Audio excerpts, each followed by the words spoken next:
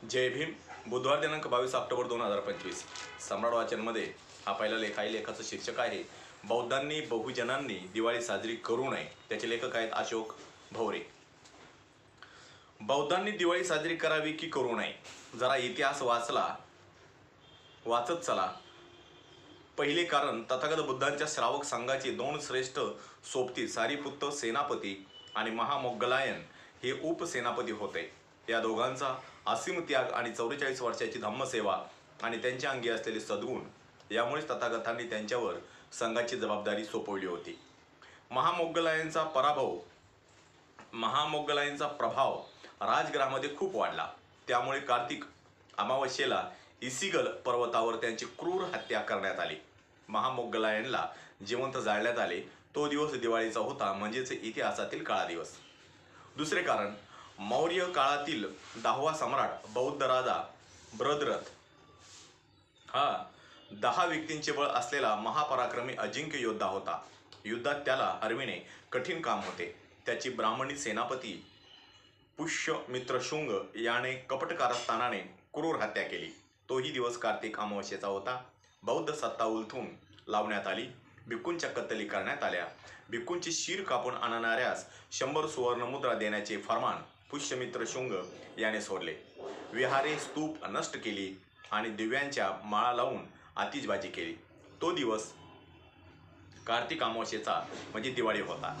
तिसरे कारण, इडापिडा टळो बलीचे राज्य येवो ही म्हण आजही आपल्या माता भगिनी एखाद्या प्रिय व्यक्तीला ओवाळताना म्हणतात। यामागे फार मोठा इतिहास आहे। बहुजनांचा सर्वश्रेष्ठ राजा बळी हा अत्यंत शूर, पराक्रमी, बुद्धिमान, सत्वशील, चारित्र्यवान, उदार, दयाशील, न्यायी असा सर्वगुण संपन्न राजा होता।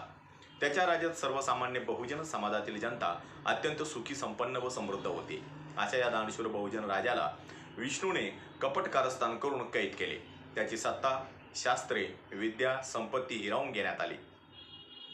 त्याच्या मुलांना एकामागून एक ठार करण्यात आले। बलिप्रतिपदा या दिवशी बळीराजाची क्रूर हत्या करण्यात आली। तो दिवस कार्तिक अमावस्येचा म्हणजेच दिवाळीचा होता। म्हणून बौद्धांनी बहुजनांनी दिवाळी हा सण साजरा करू नये।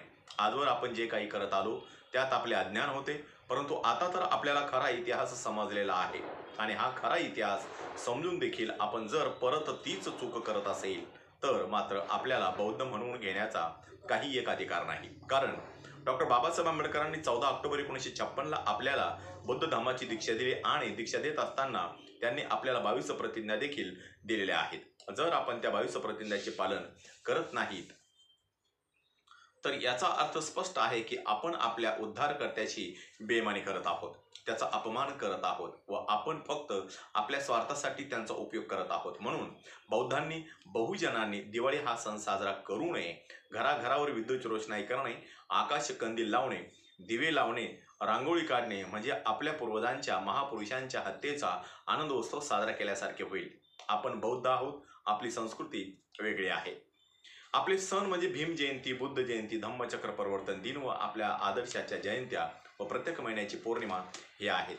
तेच फक्त साजरे करावेत। आपल्या घरात जर कोणाचा मृत्यू झाला तर आपण नवीन कपडे घालतो का? अंगणात रांगोळी काढतो का? घराच्या दाराला आकाशकंदील लावून लाइटिंग लावून करतो काय?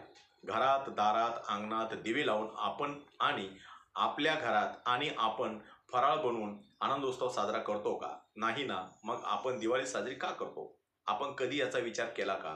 मग आपण आपल्या पूर्वजांच्या हत्येचा दिवस का म्हणून साजरा करतो याचा आपण का विचार करत नाही? ब्राह्मणांच्या अघोरी कृत्यात आपण आनंदाने का सामील होतो? जागे व्हा, दिवाळी आपला सण नाही आहे। या ठिकाणी हा लेख संपलेला आहे।